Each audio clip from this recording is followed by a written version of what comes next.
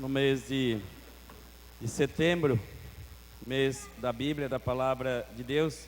Então, a importância da Palavra de Deus em nossa vida, a Palavra de Deus que é uma ferramenta, é um instrumento, é uma bússola que nos aponta o caminho de Deus, o caminho certo, o caminho correto. Até sempre no mês da Bíblia, sempre traz a Bíblia, no mês da Bíblia traz um livro, uma carta. Esse ano é a carta de 1 João, é uma carta, e que é 5 capítulos, que traz como um lema, capítulo 4, versículo 19, nós amamos porque Deus nos amou por primeiro.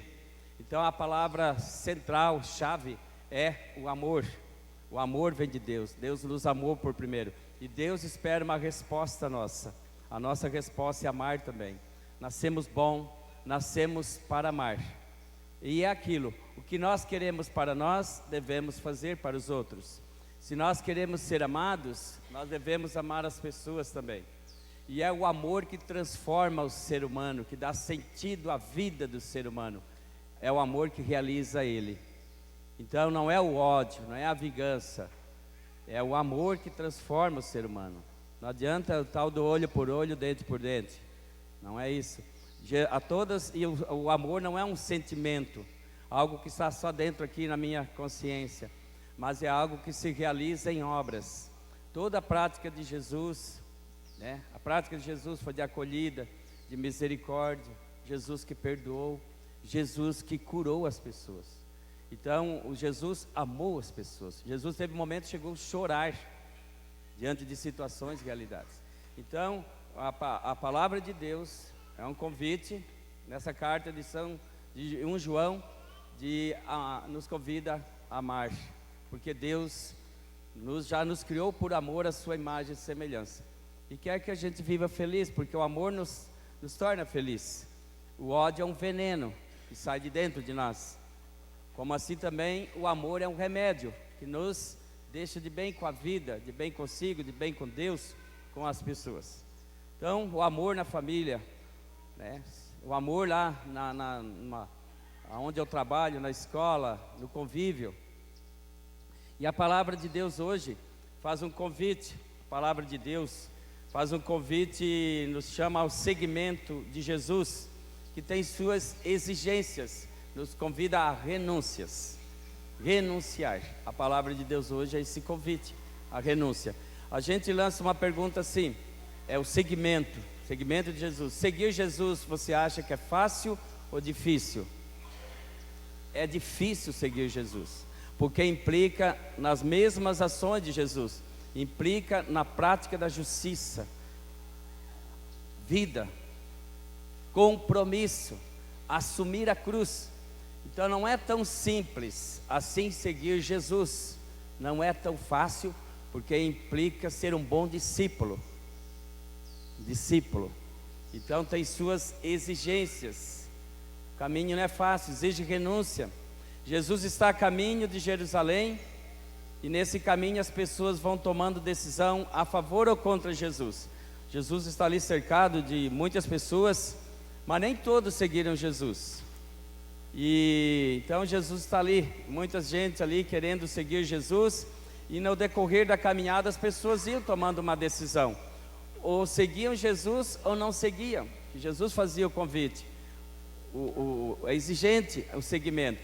Então uns ficavam pelo caminho, outros seguiam Jesus, aderiam ao seu projeto, à sua proposta, e renunciavam ao sistema injusto e seguiam Jesus. Muitos, outros não. A gente não pensa que todos seguiram Jesus. Não, muitos caíram fora. Quando falou de cruz, de compromisso, de justiça, teve uns que caíram fora. Então, o segmento exige compromisso. Não é só acompanhar e ir atrás para levar uma vida boa, mas sempre exige um compromisso, o segmento. E entre os seguidores de Jesus também existia bons, curiosos, interesseiros, inimigos também, já na época de Jesus. Havia aqueles interesseiros, havia as autoridades, os inimigos de Jesus, e também existia bons. Então, existiam os curiosos, né? Então até não é diferente no mundo de hoje. Não é todos que seguem muitas vezes. Muitos têm os seus interesses, muitos admiram Jesus, mas quando se fala de compromisso, cai fora. Não vou ser líder. Então assim, não vou seguir Jesus. Então assim, também dentro de uma realidade hoje, existem também curiosos, interesseiros. E então, sem medo de perder pessoas, Jesus aponta 3 condições para segui-lo. Então Jesus não se preocupou com quantidade, Jesus se preocupou com qualidade. A diferença é isso. Jesus não teve medo de perder seguidores. Nem todos seguiram Jesus. A sua proposta até às vezes era radical. Por isso que não atraía. Muitos caíam fora. Então Jesus não teve medo de perder pessoas. Mas Jesus sempre pensou na qualidade de seguidores, de cristãos, da qualidade de pessoas.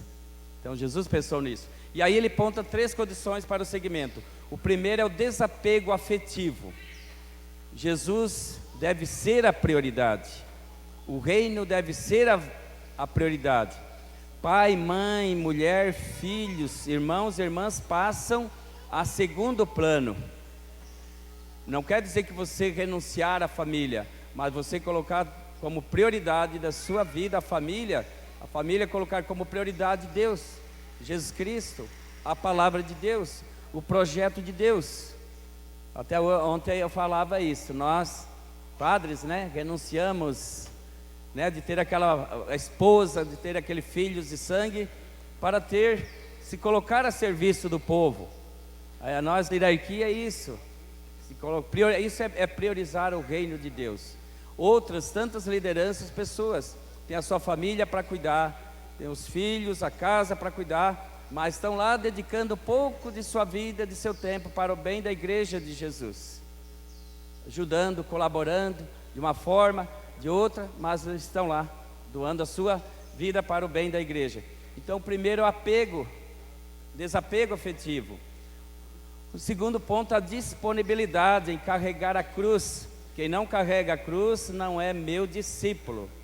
Existe na missão, na caminhada, dificuldades, desafios, problemas, situações, existe. Mas não podemos fugir da cruz. Pedro tentou fugir da cruz.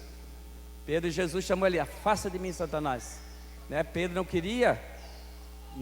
Pedro queria glória sem cruz. Não há glória, glorificação, não há vitória, não há ressurreição sem cruz.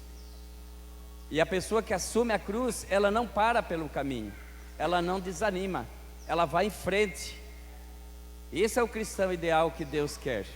Aquele cristão, hoje eu dizia, uma palavra assim, mas o cristão teimoso, que não deixa, que não para, que vai, que não desiste.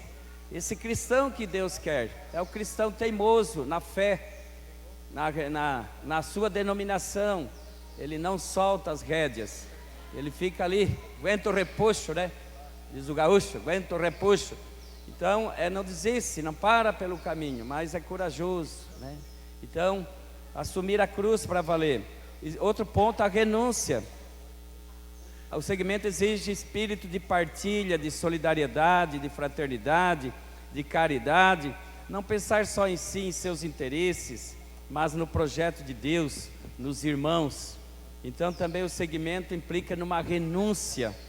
Renúncias que às vezes até atrapalham o nosso segmento. Exige espírito de partilha, de caridade, de solidariedade com nossos irmãos. Não pensar só em si, no nosso interesse, mas pensar no bem de nossos irmãos. E aqui Jesus conta 2 parábolas. Jesus conta essas 2 parábolas.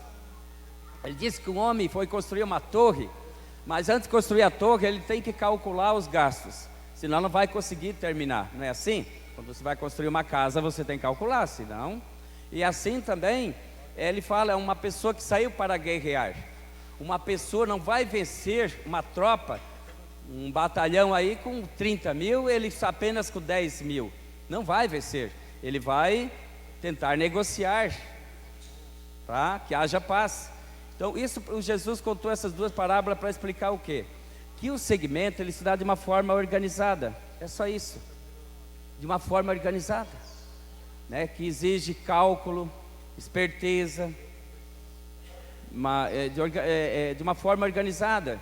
Mesmo a própria igreja hoje, desde Roma até uma comunidade mais simples que tem, ela se dá de uma forma organizada. Existem pastorais, existem lideranças, existem conselhos, tudo existe uma organização, uma pastoral, a pastoral é organizada.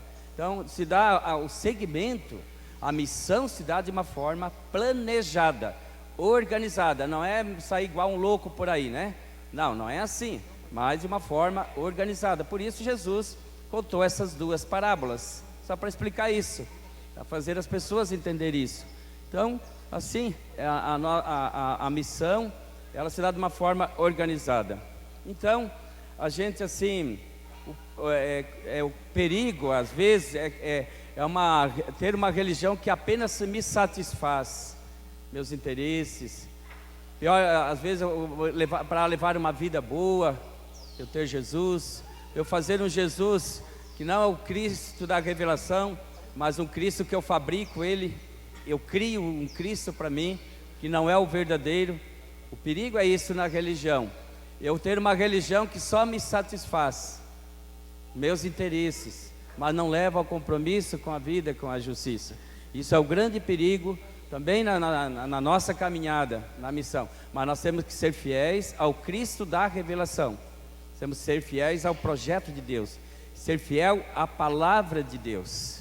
Nós temos que ser fiel à palavra de Deus e a Jesus Cristo, a Cristo.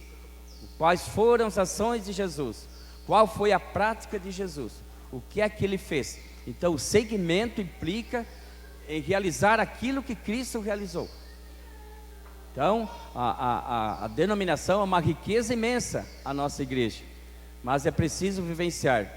Você, muitas vezes, nós vamos a Roma, vamos a Terra Santa, vamos a Aparecida, isso é bom, mas também nós precisamos ir nos grupos de família, nós também precisamos ir quando acontece o terço, nós precisamos ir também ao encontro dos pobres, dos enfermos, ir ao encontro daqueles que precisam de nossa ajuda.